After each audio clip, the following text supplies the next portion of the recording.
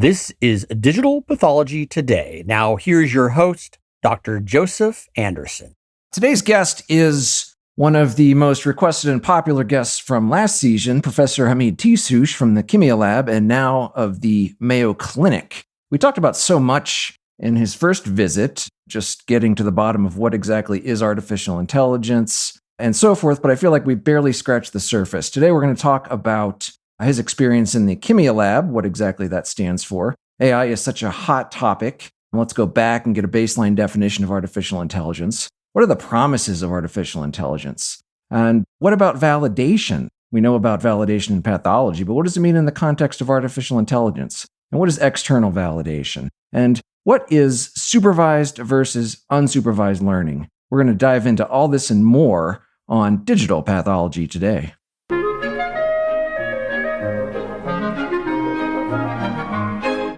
Hamid Tizhoosh from KIMIA Lab. Welcome to the podcast, or welcome back to the podcast, I should say. Thanks for having me again. Yeah, so tell us, remind our listeners who may not have heard your episode last season, just what is the KIMIA Lab? I think it's a very unique name and you have a unique mission and purpose. So tell us a little bit about the history of your lab and what you aim to do there. Sure. So KIMIA, the word KIMIA stands for Knowledge Inference in Medical Image Analysis Laboratory, or short KIMIA Lab. So that has some connection to the historic root of chemistry, the word alchemy, which was a pseudoscience basically. But nowadays, that old pseudoscience is not valid anymore. So we are not looking to transform metals into gold, but we are trying to find gold in the data. So hence the context, the historic context of the KIMIA Lab, which happens to be the acronym for Knowledge Inference in Medical Image Analysis. So we were a small group of working on medical imaging as part of another lab, Pattern Analysis and Machine Intelligence Lab, that was founded in 1980 by Professor Andrew Wong at the University of Waterloo, and I was a member of PAMI. And PAMI was then converted to a center in late 2000s. And in 2013, I took out our group from the PAMI or CPAMI and founded KIMIA Lab because I wanted us to focus entirely on medical imaging, not doing AI in general, but just focus on medical image analysis. And that was when KIMIA Lab was officially launched in September of 2013. Okay, so you have more of a broader focus on medical imaging, but I think AI is certainly becoming an increasingly important piece of what we do. And interestingly, you talked about alchemy and pseudoscience and things like that.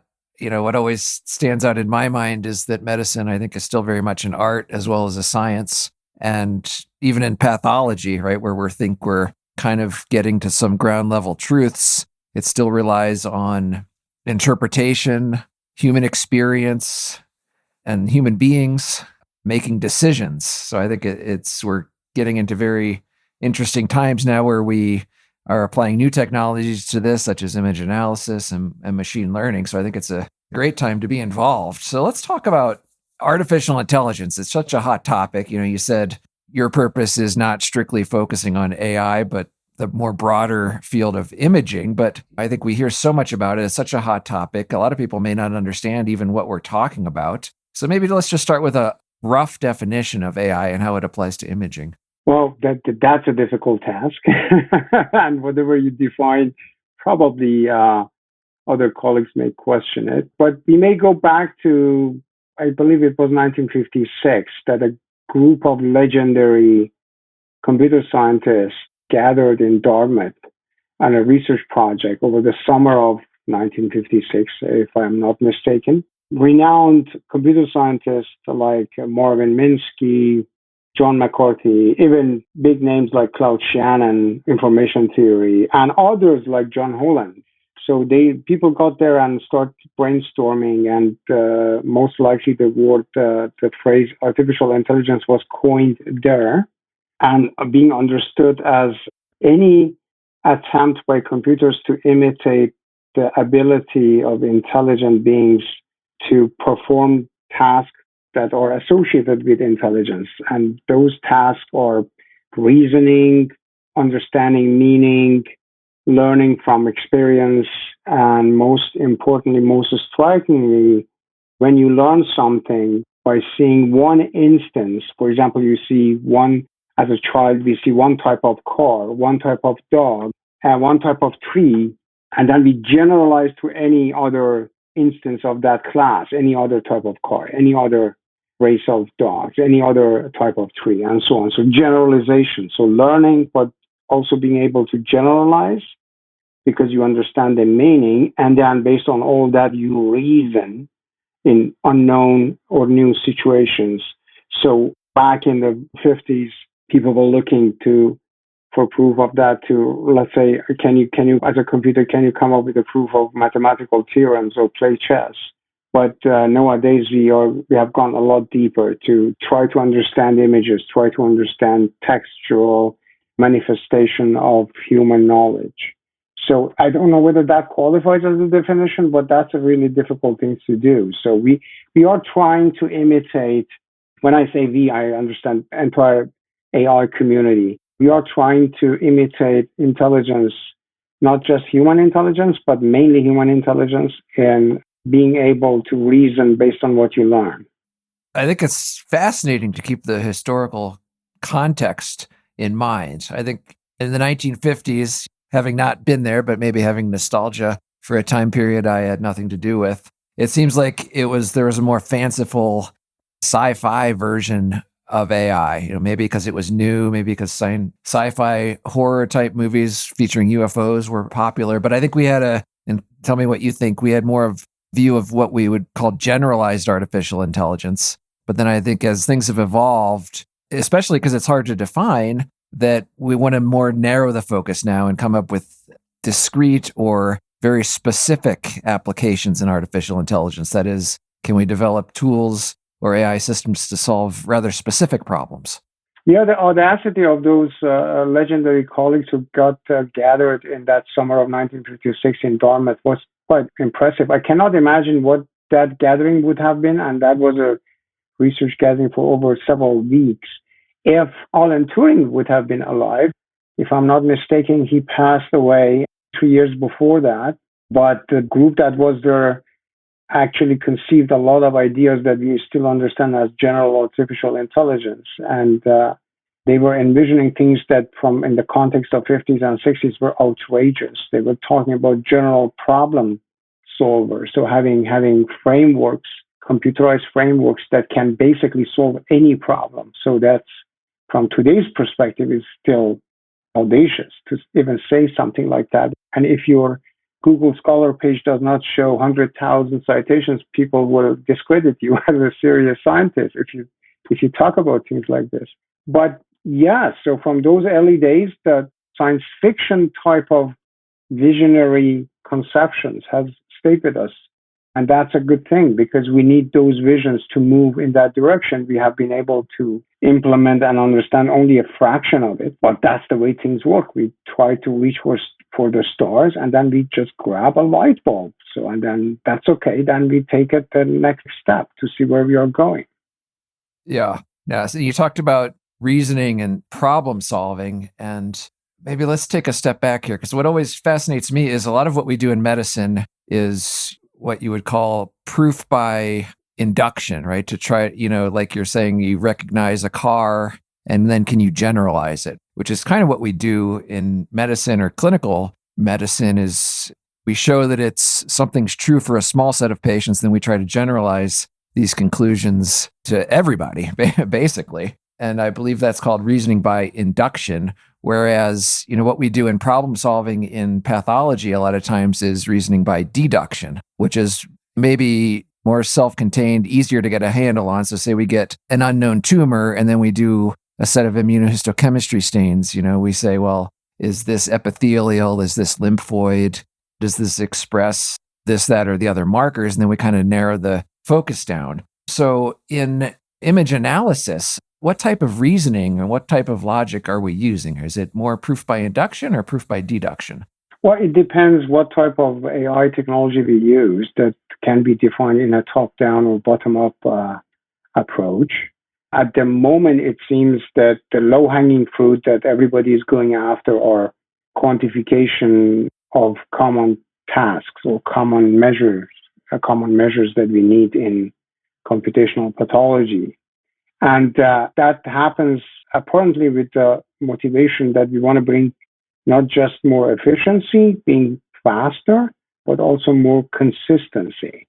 So at the moment, I would say any AI technology that is being employed in computational pathology, and most of it is happening on the research side, and things are getting picked up for clinical utilities.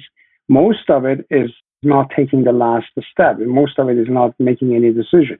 Most of it is just trying to bring objective measurements, quantification of things that have been done in the past based on subjective evaluation of visual inspection. Most of it is now can be quantified by computers reliably, consistently, in a very efficient manner, comparably. And then we still leave the final decision making and reasoning to the pathologist, at least for the short period of time, for the short term. That's the path that seems to have more chance by getting accepted. We should not forget that computational pathology is fundamentally aiming at digital pathology, although there are also snapshots of microscopes.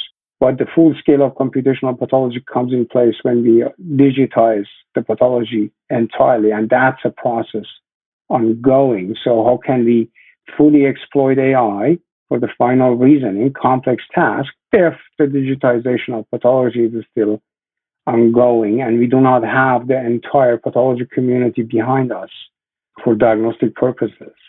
Yeah, that's interesting. You say that having the entire pathology community behind us, because I think people kind of see the end game. They suspect, well, someday the computer AI is going to be making all the decisions, start to finish, and we'll be able to diagnose the case. My sense is we're a very long way away from that. And there's maybe some fear and apprehension about it. And then kind of the low-hanging fruit, like you're saying, is much more palatable to people. Say, well, we're just getting machines to do things that they're better suited for, like measuring things, counting things, doing more repetitive tasks, doing more highly quantitative tasks. And then certainly we can use that computing power to draw conclusions, which will hopefully advance the care of patients. But where are we?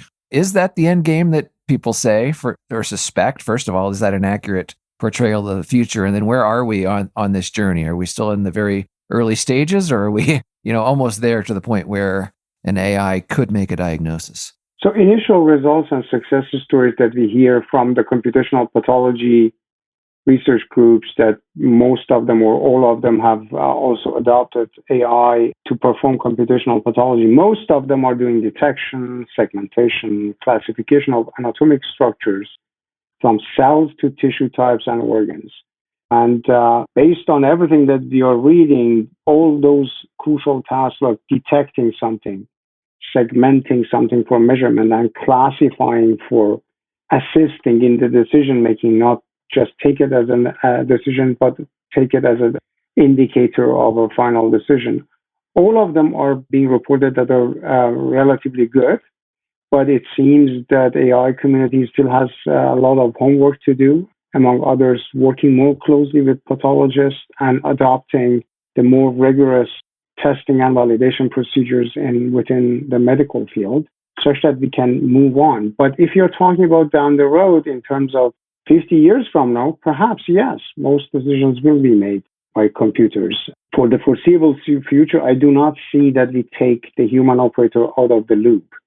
The pathologist will always be there for the foreseeable future, as we have not eliminated the radiologist. We have given radiologists a lot of tools in the past 30 years, but the radiologist is still there and still doing the job. And somebody needs to be there to take the responsibility, as long as computers are failing the Turing test in being completely at the level of humans. And we are far away from that.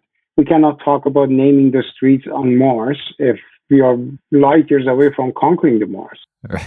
Right. Yeah, that's a good analogy. I mean, what strikes me is that the number of use cases in pathology, so to speak, is almost infinite, right? It's almost infinitely complex what tasks or what features or what a human pathologist is looking for in the microscope. Or you could argue there's a very long tail, right? Maybe most cases, the bulk of specimens in pathology have very specific questions. So probably prostate biopsies, breast biopsies, skin biopsies, which maybe make up the bulk of specimens. And the question is generally the same: is there cancer here or not? Is ultimately the question. Those are very specific questions where you can develop very narrow focused AI solutions to answer those. But say inflammatory conditions, liver biopsies, kidney biopsies, things like that, there's so many variations on the things that we see and what we're trying to diagnose that it's a very long tail, I think. So maybe we might come up with solutions to get the big ones, to answer the big questions. Is it prostate cancer or breast cancer? But I think we're probably a long way away from answering every possible nuance or every possible question that could come up. Yeah. I mean, the main reason that I personally switched from radiology to pathology was, among others, that from computer science perspective, computational pathology is what we call intractable. So if you put it in a numerical framework, it's not a question that you can take a computer as big as the planet Earth and then run it for several months and solve the problems, any problem that becomes. So you cannot solve the computational pathology problem with the sheer power of computers. And that's where deep learning become really, really, really significant, because for the first time, things that we said they will not be tractable, so within reasonable amount of time we cannot solve them, so to speak, became solvable because we got access to deep learning and modern approaches in AI. So, and then you have a pathology is infinite number of patterns, infinite number of combinations, infinite number of possibilities that things can get.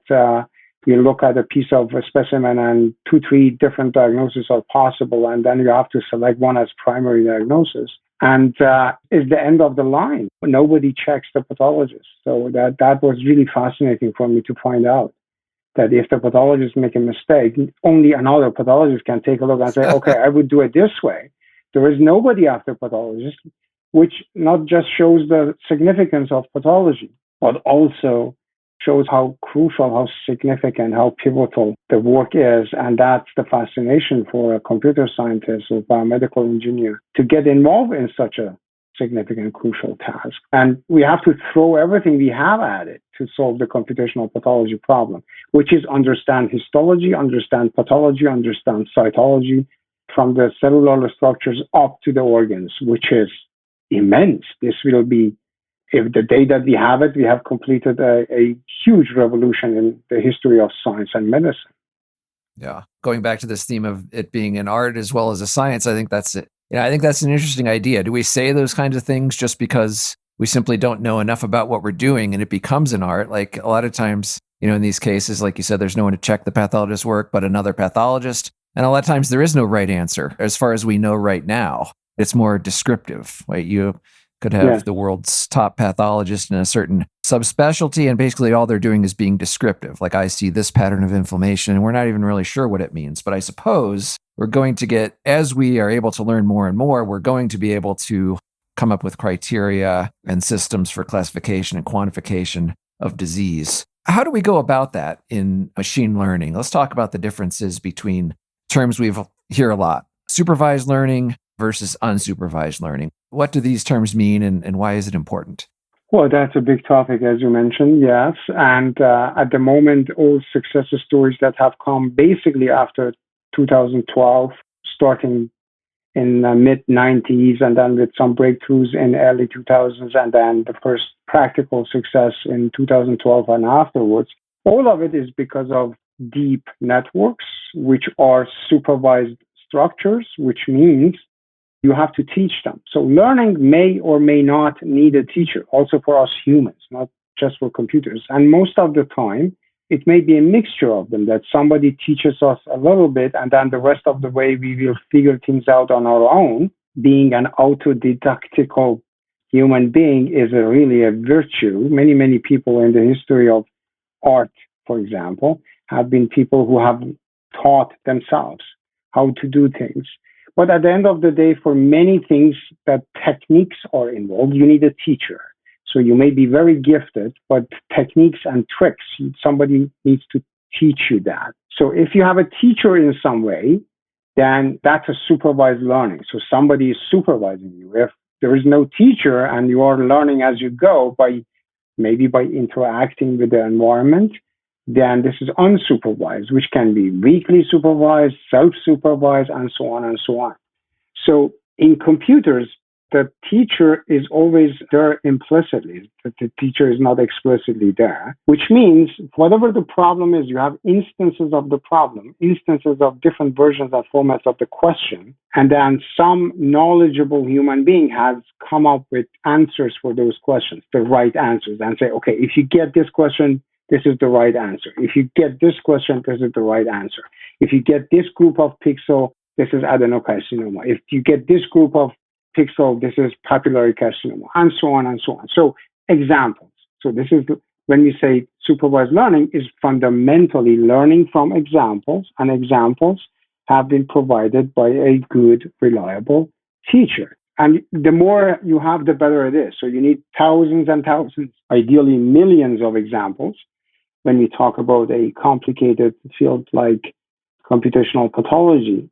You have millions of examples that if you see, because you have to learn at the same time that you learn histology, you have to learn histopathology. So what is normal, what is abnormal. But sometimes people learn by themselves on their own, so unsupervised, which is really the hallmark of human intelligence. Unsupervised learning is the type of learning that we need to make sure that the learning happens continuously without any disruption, and you can adjust to any unseen, unknown environment and situation. So at the moment, we have a lot of success with supervised technique.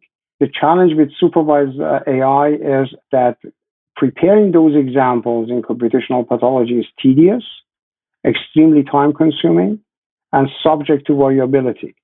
But when you use supervised AI, it's quite precise, at least for the respective domain. But if you test that for external validation, it would collapse. So providing examples in computational pathology, which we can call labeling data, annotating data, delineating images, is basically telling when you get this type of input, you should guess the type of output. So if you get this input, this should be the output. And you have to do that for thousands and thousands of samples. For images, of course, somebody who is an experienced pathologist has to sit down and delineate regions of interest and say, so this group of people, this tissue type, it means this tissue type means this. So, of course, that manual delineation highlighting regions of interest in a gigantic whole slide image in pathology is a very tedious task. And even if you hire a pathologist that just do that, that's a very ungrateful task. It requires a lot of intelligence and knowledge, but it's not a popular task for pathologists because they can do a lot more different, more exciting tasks. But when you do that, still you have it just for one pathologist. And we know that opinions, subjective evaluations can vary. So how can I trust that delineations that I use as label for my supervised AI? So right. If you go unsupervised, there is no teacher, there is no pathologist. You may have some indirect help or weak supervision, or you are mainly operating as self-supervised technologies. If you do that, so if there is nobody to teach you, you may, as at least predecessors of strong AI, you will go after discovering patterns, rules, similarities, and correlations. Examples are clustering, dimensionality reduction, search, visualization, and so on.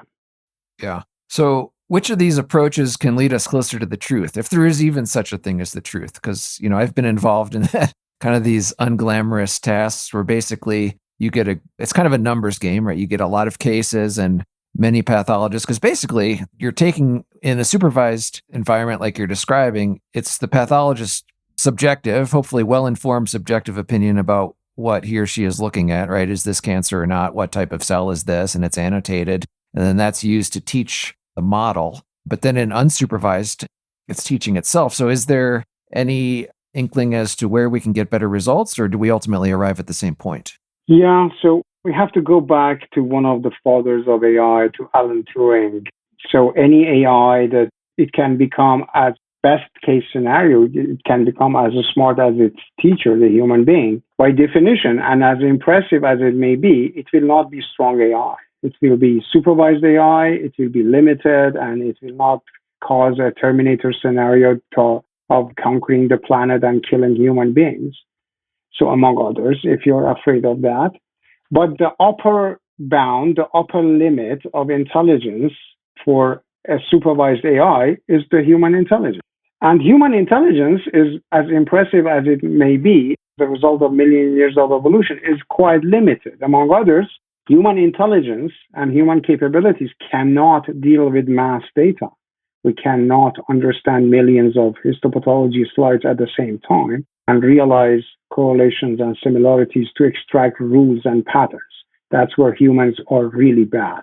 We understand instances very well. We can specialize, but we cannot sit down and go over millions of cases to find correlation, let's say, for drug discovery. Computers are really good, theoretically, but they have not been very capable so far in doing that. Now deep learning is there, AI is there, and now the horizon is really opening up, that now we can access huge archives, mass data, and then try to find relationships that are hidden to us, that are not visible, not accessible to us.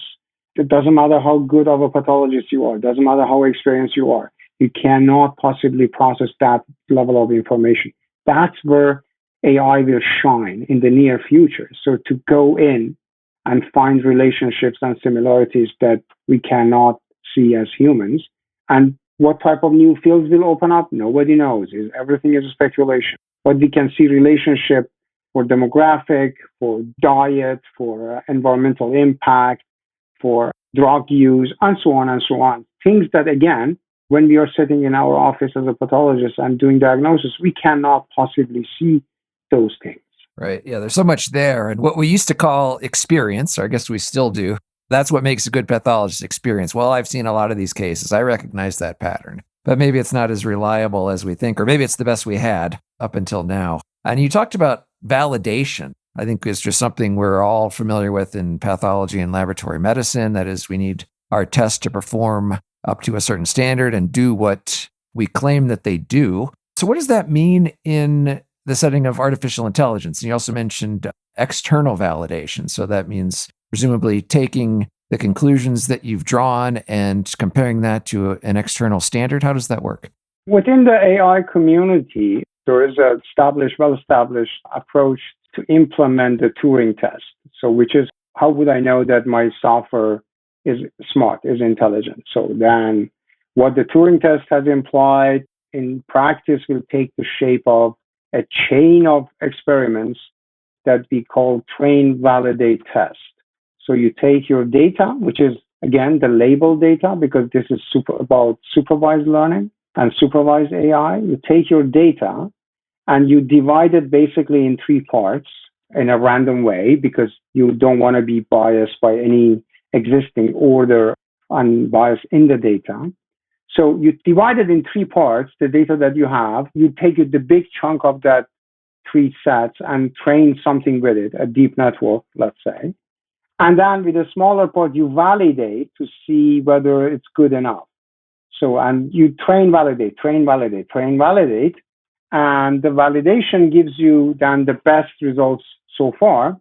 You take that out and say, okay, now you can test it. And you test just one time because you chose the best approach, the best model, the best computer model through validation. So this is what we have been doing for quite some time, for decades actually. And the underlying assumption in AI community has been that there is one domain, so that the problem has been instance. So the main purpose of conventional AI validation is to ascertain generalization with respect to instances of the problem. And when we have operated or assumed to operate within one and the same domain, to give you an example of what that means, if computer algorithms are recognizing the photos of dogs and cats, and the images of dogs and cats have been collected from the internet, there is no domain. So it doesn't matter if the photos of the dogs and cats came from Germany or from China, who took those images, it doesn't matter. So we are concerned with the instances, so different type of dogs, but we are not worried about the source of the image. Now, in pathology, the domain is absolutely crucial. The domain is the hospital, is the source of the image for many different reasons, because the imaging protocols are different. We have demographic differences. The staining and other lab procedures may be different. So a lot of difference will come in the domain. You cannot just take, so adenocarcinoma from this hospital may be a bit different from the adenocarcinoma another hospital. So if you do the conventional AI train, validate, test, so you get a high accuracy, you get 95% accuracy, and everybody is screaming and say, oh, fantastic, AI solved the computational pathology now. But if you go and do what has been quite common in medicine, that you externally validate, so whatever hypothesis you have, you go and apply it on the data from another source, another domain, another hospital, not just another patient, not another instance, but another domain. So, and then what you do train, validate, test, external validate. So that's where the AI community is struggling to get that. So if you go to typical AI conferences, they don't do external validation. They just take whatever data they have, they put it in one place, because again, they assume everything has one source, and then just try to train with one set of data and validate and test with unseen data. But that's not enough. So when we externally validate AI solutions, all of them that I know of and I have seen, all of them collapse, which means if they had provided test accuracy of 95%, when we externally validate, they drop to 60%, 70%, 50%, which means they are failing the actual Turing test, which means they are not capable of generalizing, which means we may be forced to develop solutions for individual hospitals, and hospitals may not be able to consistently use a technology for everybody, which would be a huge concern. So I think AI communities are still struggling to adopt the concept of external validation, and the pathology community has been quite slow to provide standardized cases as external validation for different purposes. Yeah, I think there's the old adage, the more things change, the more they stay the same. I mean, in my mind, this has been a problem for a long time, unrelated to digital pathology, but in laboratory medicine, where there's always pathologists like to do things their own way. They have their own protocols for doing things. They bring up their own laboratory developed tests. And really, I think many people think we should be striving for is a level of standardization that's applicable to all patients and that can be done in any hospital. So it seems like maybe we're taking a step backward or headed towards a kind of a dystopian future where we have different standards depending on which hospital you get your biopsy in. It will be analyzed by a different digital or computational pathology system. And I think it kind of brings into focus these pre-analytical features, which maybe we take for granted. The formalin fixation protocol, the staining procedure, the pinks and the purple dyes that we're using to stain the slides. As human beings, we say, okay, I can look at this from Community General Hospital. I know it's cancer. And then I can go over there to the world's best hospital and, oh, yep, it's cancer over there too. And we've taken that for granted. I mean, how important is standardizing the things, the pre-analytical processing that we've taken for granted maybe over the last 50 to 100 years? How important or how big of a deal is that going to be? Or how is that going to hinder moving forward towards uniform standards? Well, standards are important. And at the moment, everything is in flux. Everything is dynamic. Everything is fluid. And perhaps it will stay for some time after the pandemic until some major initiatives establish some norms, and then committees will form as usual. And then we try to come up with some set of rules and guidelines and hopefully standards. As much as we standardize the process of image in the lab and image acquisition, that would help, of course, down the road to computerized techniques. But it's a two-way street. Basically, computerized techniques can also help to bring about those standards. We can normalize the staining. We can bring more objectivity in several steps of the laboratory medicine, starting from recognizing contaminations and foreign tissue up to automatically triaging them. Many, many things that we can bring in to help establish those standards.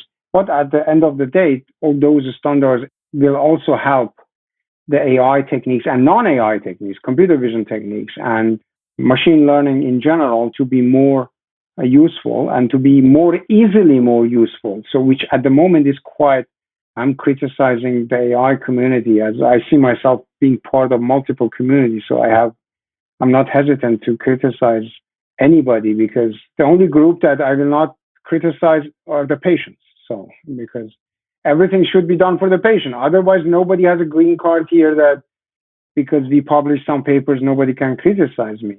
And the AI community is not doing enough to adopt external validation for rigorous.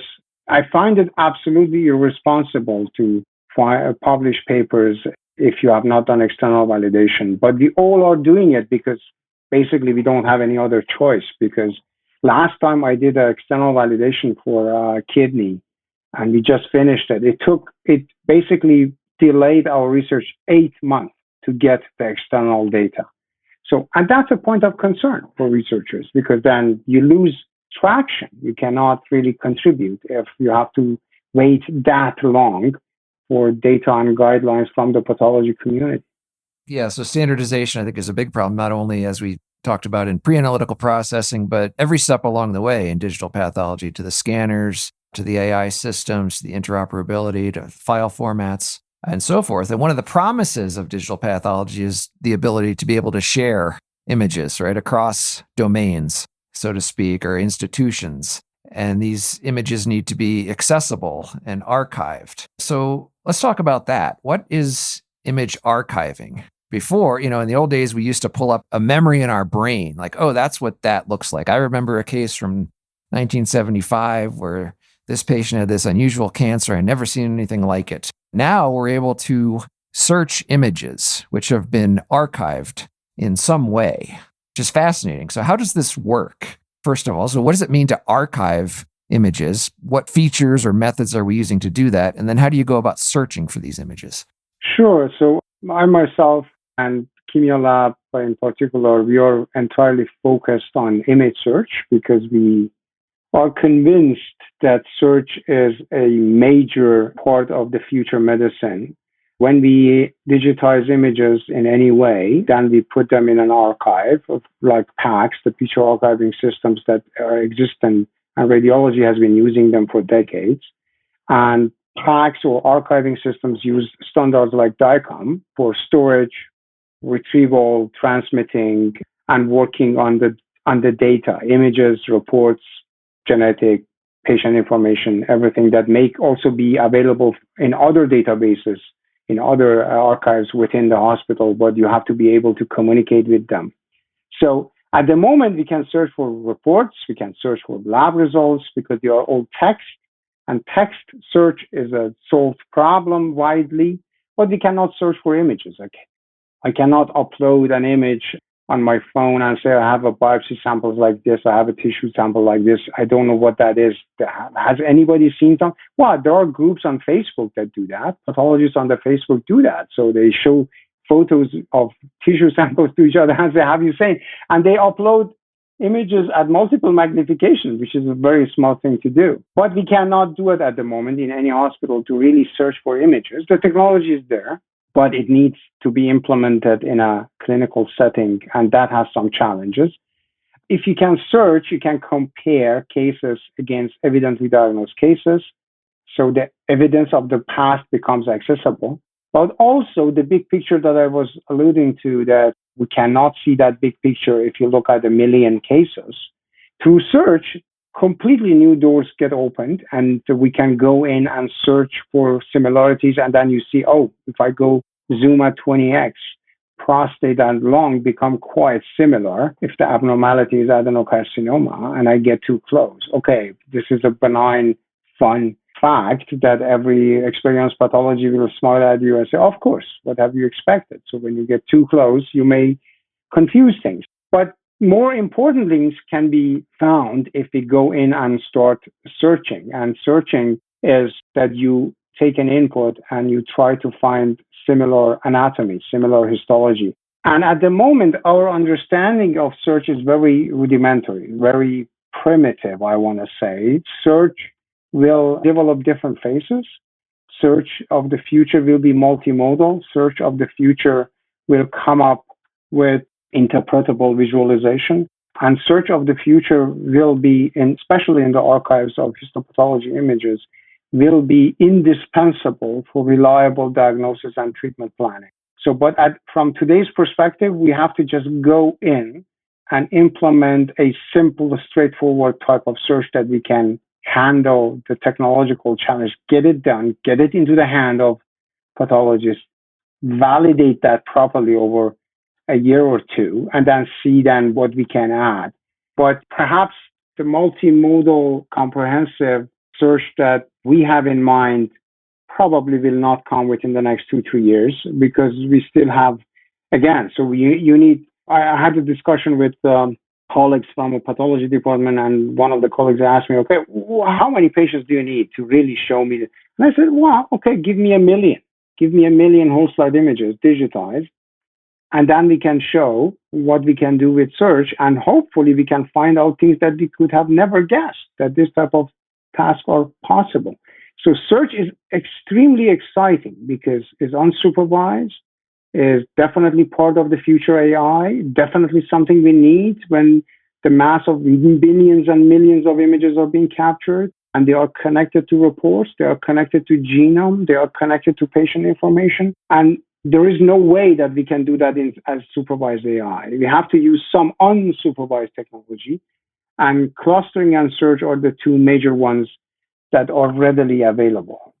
Yeah, I think the urge or the desire or tendency to search is very much innate. It's very first-year pathology resident trainee. You see an unknown conference, you see challenging cases, and immediately you go back to the textbook and try to flip through that thing and see if you can find an image that matches your challenging case. Very primitive. And particularly when the pathologist is unsure of the diagnosis, you want to share the case. Have you ever seen anything like this? You're showing your colleagues, you're posting it on social media. But in the future, are we going to, so you alluded to multimodality searches. So that, are we going to be able to search, say, by histologic feature, say, find me all the cases that have a mitotic rate of 3 per high-powered field, or find me all the cases that have a tumor density of 10%. We'll be able to do things like that. But then are we going to be able to layer on things like, well, how about men aged 54 to 65? How about patients with this clinical history? How about patients with these known mutations, or liquid biopsy showing germline mutations in this, that, and the other gene? Is it going to be multidimensional like that? Absolutely. That's the vision that you hear here and there when you talk to computational pathology labs who are trying to push the research forward. That's basically, we have to move on from tissue representation, which is the focus of most papers right now, and we have done also our share to represent tissue, move on to patient representation. And that's the future. So that would take us the next, I would say, 3 to 4 years to just establish the framework for patient representation. If the data comes, if the data doesn't come, it may take longer. So when you represent tissue, you're just talking about the biopsy sample. When you want to represent the patient, which is what is in the head of every pathologist, is biopsy plus the history plus the diagnosis plus treatment plus genome plus everything else that is available. So the pathologist does not make the decision just by looking at the histology. There is a lot of other inference systems that are going on in the brain of the pathologist when they make decisions and they discuss the case. So we need that patient representation, which is, somebody may say, okay, you want to learn medicine.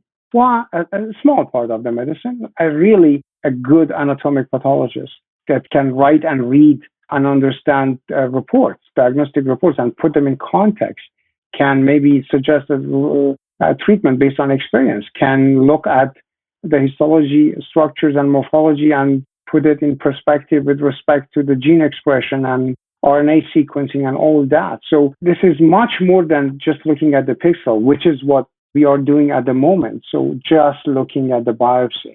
This is unimodal tissue representation. This is unimodal learning. So we have to go multimodal. And if I talk about that, my students are the first one to complain and say, wow, where do we get the data? Well, we are working to create the data and to have collaborations with hospitals who are willing to share data in some protected way, anonymized data that nobody's privacy is jeopardized. But that's true. The problem of not having access to data and no standardized way of external validation becomes even more critical when we cross the bridge from tissue representation to patient representation, which requires a lot more data.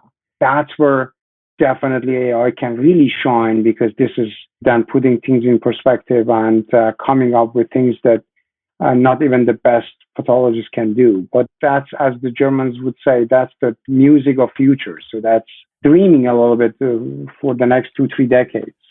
Okay. Yeah. Moving from tissue representation to patient representation. Yes. Hamid Tizhoosh from KIMIA Lab, thank you so much for being with us. Before we wrap up, maybe just tell us what excites you in the short term about this exciting field. Where do you see things going in the next 5 to 10 years or so? The next 5 to 10 years, beside of the research that I just mentioned, and everybody will try to contribute to that, my excitement is I want to get things to the hospitals.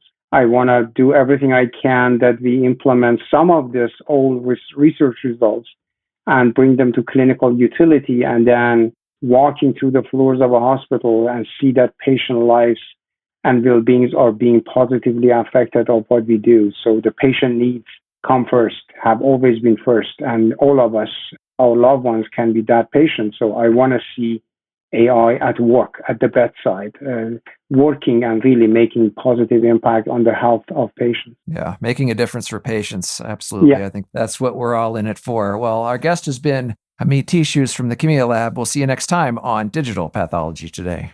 Thank you very much. I appreciate it for having me. Thank you. Thank you.